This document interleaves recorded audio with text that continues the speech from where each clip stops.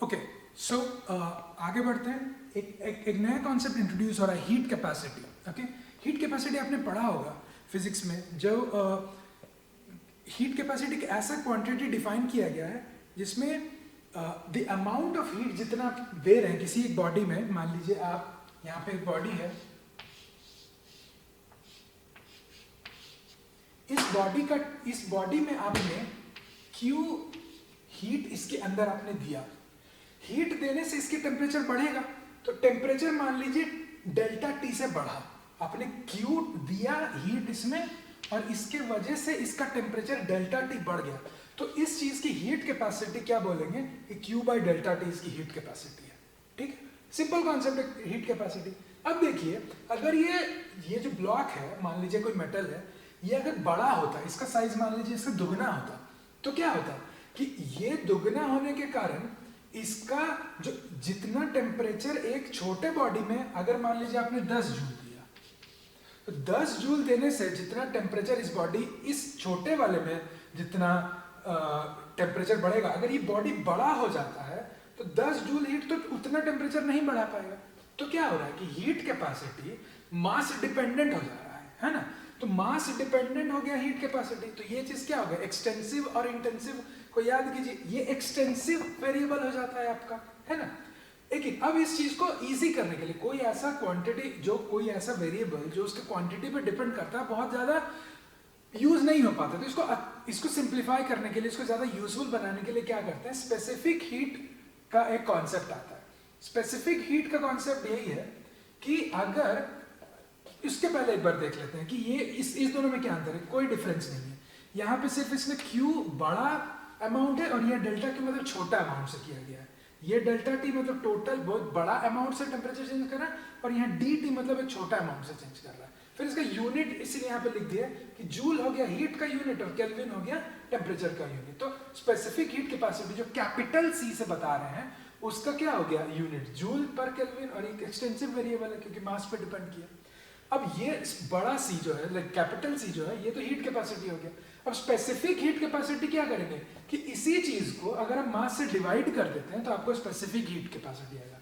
तो ध्यान रखिएगा, जो स्पेसिफिक वर्ड आता है ना, बहुत टाइम पे ये specific word divided by mass वाला एक कॉनोटेशन लाता है कि कभी भी आपको स्पेसिफिक, अगर मान लीजिए स्पेसिफिक ग्रेविटी आ रहा है या स्पेसिफिक हीट कैपेसिटी है, एक मास वाला फैक्टर डिनोमिनेटर में आ जाता है कि पर यूनिट मास पे हम देखने लगते हैं।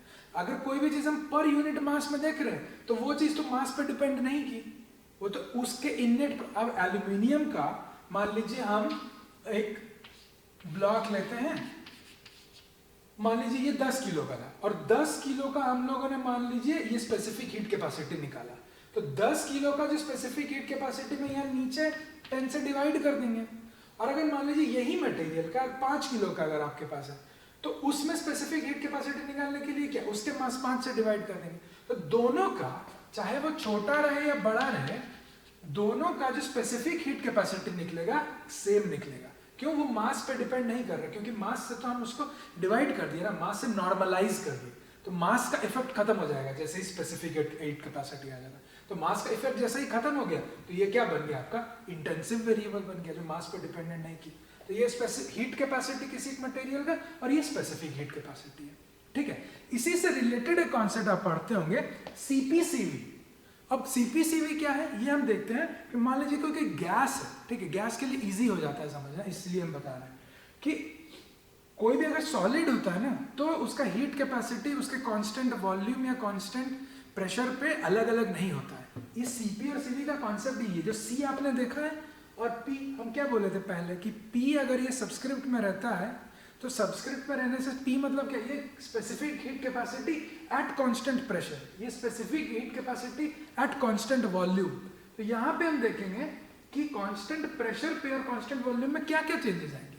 सॉलिड में और लिक्विड में बहुत ज्यादा चेंजेस नहीं आएगा। किसी अगर सॉलिड का अगर देखते हैं, अगर हीट कैपेसिटी कांस्टेंट प्रेशर पे मान के चलते हैं किसी चीज का, मान लीजिए एक सॉलिड है, उसमें हम हीट दिए, हीट देने से क्या होगा, उसके अंदर का वॉल्यूम कुछ चेंज हो सकता है, प्रेशर कुछ चेंज हो सकता है ना। वो बहुत ज्यादा तो चेंज होता नहीं है। अगर आप किसी सॉलिड को हीट दे रहे हैं तो उसका वॉल्यूम के बहुत ज्यादा चेंज होगा, नहीं होता है। तो इसीलिए Cp और Cv दोनों केस में बहुत ज्यादा मतलब डिफरेंस नहीं आएगा आपका सॉलिड या लिक्विड में, बट गैस में डिफरेंस आ जाता है। गैस में डिफरेंस क्यों आता है ये समझना बहुत सिंपल है, बहुत मजा आएगा इसको पढ़ने में। देखिए क्या होता है कि अगर आप Cp लिए कांस्टेंट प्रेशर पे और Cv मतलब कांस्टेंट वॉल्यूम पे, अब यहाँ देखिए, यहाँ एक पिस्टन वाला हम सिचुएशन देख रहे हैं, ठीक है। यहाँ है पिस्टन, यहाँ पे आप हीट दे रहे हैं जैसे हम लोग पहले भी दे रहे थे हीट, ठीक है। यहाँ क्या किए हैं, हम बोल दिए कि आप इसका प्रेशर फिक्स रखिए। प्रेशर फिक्स रखने से क्या होगा कि अंदर में आपका जो हीट जा रहा है, देखिए हीट हम उसको दे रहे हैं और बोल रहे हैं कि आप उसका प्रेशर को फिक्स रखिए, प्रेशर को आप चेंज मत होने दीजिए। तो प्रेशर फिक्स तभी ना रहेगा जब ये एनर्जी तो दे रहा है और ज्यादा एनर्जी आएगा तो ज्यादा नहीं है इसको यहाँ पे मारने लगेगा, बम्बार्ड करने लगेगा ऊपर, लेकिन बोल रहे नहीं ज्यादा नहीं करना चाहिए। तो आप क्या कीजिएगा, इसी वॉल्यूम को आप थोड़ा बढ़ा दीजिएगा, बढ़ाइएगा ना, तब ना जाके आपका प्रेशर फिक्स होगा, नहीं तो वो ज्यादा मारने लगेगा। तो अगर आप इसको फिक्स कर देते हैं तब तो वो ज्यादा हिट करने लगेगा, तो प्रेशर बढ़ गया। प्रेशर बढ़ने नहीं देना, प्रेशर को फिक्स रखना है। तो क्या करेंगे कि वॉल्यूम को चेंज होने देना पड़ेगा। तो वॉल्यूम को चेंज होने देना मतलब क्या, यहाँ Q जो आप हीट दिए, अब देखिए फर्स्ट लॉ फिर से आ रहा है, Q जो दिए अब कुछ वॉल्यूम चेंज करने में लगेगा और कुछ इसका टेम्परेचर चेंज करने में लगेगा, है ना। इंटरनल एनर्जी वाला जो था, Q दिए कुछ गया वॉल्यूम बढ़ाने में और कुछ गया आपका टेम्परेचर बढ़ाने में। तो यहाँ क्या हो रहा है कि Q डिवाइड हो जा रहा है, दोनों तरफ उसको देना पड़ रहा है, टेम्परेचर भी चेंज करने के लिए देना पड़ रहा है और वॉल्यूम भी चेंज करने के लिए देना पड़ रहा है, ठीक है। तो मान लेते हैं कि इसका टेम्परेचर हम चेंज मान लीजिए कि कुछ इसका टेम्परेचर मान लीजिए 1 डिग्री से चेंज किया। तो यहां मान लीजिए कि हमने 10 जूल दिया और 10 जूल में क्या हुआ कि वॉल्यूम चेंज करवाने में, वर्क करने में, वॉल्यूम चेंज हो रहा है मतलब क्या, वर्क हो रहा है। वर्क होने में मान लीजिए कि आपका 6 जूल लग गया, उधर वर्क करने में ही 6 जूल चला गया। तो टेम्परेचर बढ़ाने के लिए कितना बचा, 4 जूल ही ना बचा टेम्परेचर चेंज करने के लिए। अब टेम्परेचर चेंज करने के लिए 4 जूल, मान लीजिए 1 डिग्री चेंज करने में 4 जूल खर्चा हो रहा है। मान लेते हैं कि 1 डिग्री इस सिस्टम का टेम्परेचर बढ़ाने के लिए 4 जूल खर्चा हो रहा है। तो क्या हो रहा है कि हम तो दिए 10, तो कैलकुलेट Cp कहां से होगा, Cp कैलकुलेट यहां से होगा। ये नहीं कि 4 जूल दिए बोल के 4 जूल से कैलकुलेट होगा, नहीं, Cp तो Q से है ना, जितना हीट दे रहे हैं। तो Q कितना होगा, 10 से देंगे और 10 जूल लग गया बढ़ाने में, तो Cp क्या हो गया 10/1। 10 जूल लगा कितना टेम्परेचर चेंज करने में, 1 डिग्री चेंज करने में, ठीक है। समझ में आ रहा है कि 10 जूल हम इसको दिए, 6 जूल लग गया वॉल्यूम चेंज करने में। क्यों, क्योंकि प्रेशर हमको फिक्स रखना है, प्रेशर फिक्स रखने के लिए वॉल्यूम खुद ब खुद चेंज हो गया। तो खुद ब खुद जब ये चेंज हो रहा है तो मतलब वर्क, वॉल्यूम बढ़ा, वॉल्यूम बढ़ा मतलब वर्क हुआ, वर्क हुआ मतलब 10 जूल का कुछ हिस्सा वर्क करने में जा रहा है, तो बाकी बचा ही ना टेम्परेचर बढ़ाएगा, इंटरनल एनर्जी बढ़ाएगा। और इंटरनल एनर्जी क्या, वही तो है, टेम्परेचर है, इधर उधर घूम रहा है। तो 4 जूल 10 जूल का 4 जूल ही आपका टेम्परेचर बढ़ने में लगा, बाकी नहीं। लेकिन हम कैलकुलेट जब Cp करेंगे तब हम 4 जूल से नहीं करेंगे, क्योंकि 4 जूल तो लगा है, लेकिन दिए कितना है, अब Q कितना जा रहा है 10, तो इसका क्या हो गया 10 हो गया Cp, 10/1, 1 डिग्री अगर चेंज होता है ना, तो यहाँ पे 10 हो गया Cp। Cv में देखिए क्या बोल रहे हैं, हम बोल रहे हैं कि वॉल्यूम आपको फिक्स रखना है, वॉल्यूम आपको बढ़ने नहीं देना है। जैसे ही वॉल्यूम फिक्स कर देते हैं आपका क्या हो गया, वर्क 0 हो गया। वर्क 0 हो जाने से क्या होगा, अगर आप यहाँ से 10 जूल देते हैं ना, सेम सिस्टम, सेम चीज है, कुछ चेंज नहीं हुआ, बस हम बोल रहे हैं इसका वॉल्यूम नहीं चेंज करने देंगे। तो अगर 10 जूल हम इसका वॉल्यूम चेंज करने में कुछ नहीं जा रहा है, तो 10 जूल का 10 जूल ही ना आपका चला गया उसका टेम्परेचर को बढ़ाने में। मतलब 10 जूल में आपका यहाँ पूरी आपका टेम्परेचर करने में ही जा रहा है, टेम्परेचर बढ़ाने में ही चला जाएगा। तो 4 जूल से अगर 1 डिग्री टेम्परेचर बढ़ रहा है तो यहाँ पे पूरा का पूरा 10 जूल आपको टेम्परेचर बढ़ा देगा, है ना। तो यहाँ पे क्या हो गया कि Q जो है 10 जूल आपको कितना डिग्री टेम्परेचर बढ़ा दिया, 4 जूल अगर 1 डिग्री बढ़ा रहा था, यहाँ 2.5, तो कितना हो गया 2.5, इतना ही उसको टेम्परेचर बढ़ाने में लग रहा है। तो लेकिन हीट जो आप दिए, तो यहाँ पे तो आपका पूरा का पूरा जो आपका जो एनर्जी, पूरा का पूरा जो Q था वो बढ़ गया आपको किधर देने में, Cv देने में। तो आपको क्या 1 डिग्री बढ़ाने में तो यहाँ कम मेहनत करना पड़ा। आपको $100 यहाँ पे दिए थे हम और बोले थे कि अल्टीमेटली आपको इतना डिग्री यहाँ पे टेम्परेचर बढ़ाना था, लेकिन खुद पैसा आपका इधर खर्चा हो गया और बाकी बचा हुआ इधर। लेकिन हम कितना देख रहे हैं कि इन द प्रोसेस तो हमको 10 जूल खर्चा हो गया ना, तो सीपी तो ज्यादा लगा हमको, सीपी ज्यादा चाहिए हो रहा है, क्योंकि यहाँ इस प्रोसेस में कुछ आपका स्पेंड हो जा रहा है अलग चीज करने में, है ना, ये आपका वेस्ट हो जा रहा है। अगर उस तरह से देखें तो 10 का 10 जूल इधर नहीं जा पा रहा है, वेस्ट हो जा रहा है, तो इसीलिए सीपी आपको ज्यादा देना पड़ेगा, तब ना उसका भरपाई करेगा इधर जाके, है ना।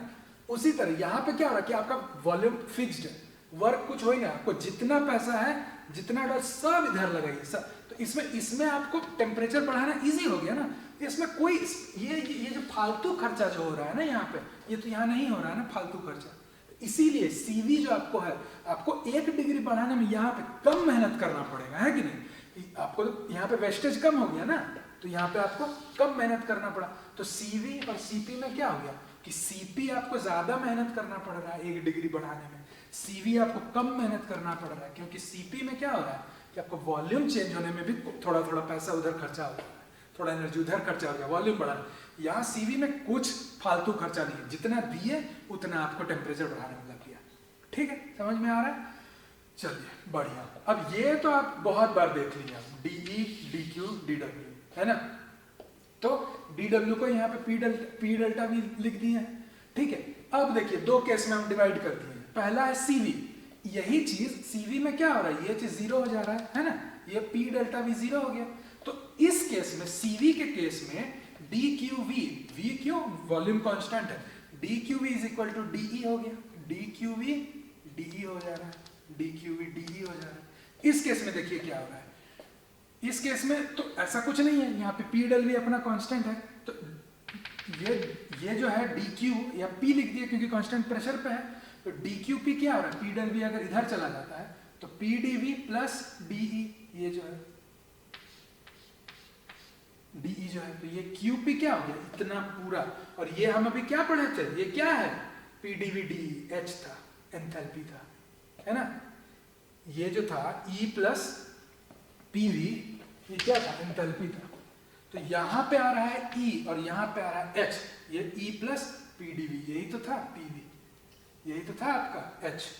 तो अब देखिए सीपी हमको क्या पता है कि अभी हीट कैपेसिटी हम लोग क्या पढ़ रहे थे कि d q by d t by m. ठीक है, यहाँ पे मास वाला सिंपल यहाँ देखते हैं कि d q by d T at constant pressure, क्योंकि सीपी है तो D q by T T CP होगा, तो कांस्टेंट प्रेशर पे डेल क्यू क्या आ रहा है, ये आ रहा है, डेल क्यू क्या आ रहा है ये, तो क्या लिख दिया del h by del T at constant p, ही सीपी है आपका। ठीक है, वहीं से यहाँ पर रख दी। यहाँ देखिए सीवी क्या है, del Q by del T at constant volume, यही तो था del Q by del T, और वो सिर्फ कांस्टेंट वॉल्यूम पे है, अब उसी को सीवी बोल रहे हैं। अब क्या हो गया, डेल क्यू वी कहाँ से आ रहा है, डेल क्यू वी आ रहा है आपका डी, तो यही हो गया आपका del e by del T at v, आपका सीवी हो गया। तो यही है आपका सीपी और सीवी, और इसमें आप समझ लिए कि सीपी क्यों सीवी से ज्यादा हो रहा है। ये अब देखेंगे कि सीपी माइनस सीवी एक टर्म आता है जो कि आइडियल गैस के लिए फिर आर हो जाता है, वो हम लोग पढ़ेंगे कि वो क्यों होता है, इसका आगे का वही हम लोग पढ़ेंगे। ठीक है।